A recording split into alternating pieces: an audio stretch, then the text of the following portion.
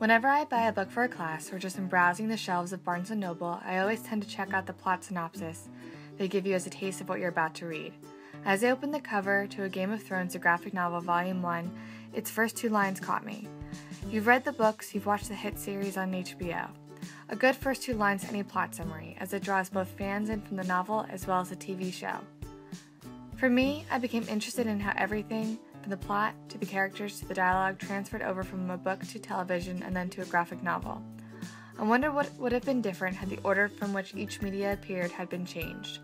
What if the graphic novel came out first? How would the novel and the TV show have been affected?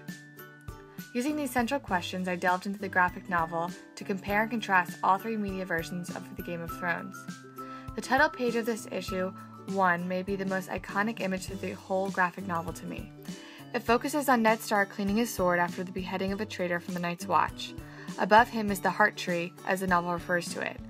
While this scene in the picture that begins a graphic novel, it is not until page 23 of the book are we explained by Catelyn Stark what the tree is and what it signifies. Here the illustrator is attempting to restructure the story by granting the audience a picture of this specific scene. It is interesting to note that unlike the novel, the graphic novel does not give the insight into specific stories and points of view that are crucial to the novel's structuring. Here the graphic novel takes its formatting from the TV show, as each scene focuses less from a certain point of view. Moving now to the end of the graphic novel, the readers are granted an insight into how the transmediation worked. You can see in this picture how the artist chose to incorporate certain dialogue in the graphic novel and interpret the rest through his artwork.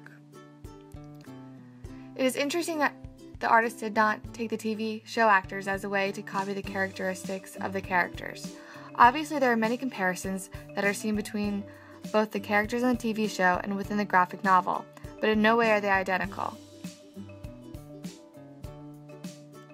It seems also crucial to the graphic novel to have understood and read or watched The Game of Thrones prior to reading the graphic novel.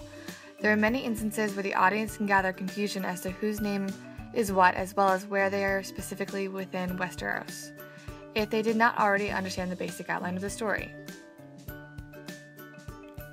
Here, 2 different creative visions, the graphic novel and the TV show, are able to carry out one specific storyline of The Game of Thrones.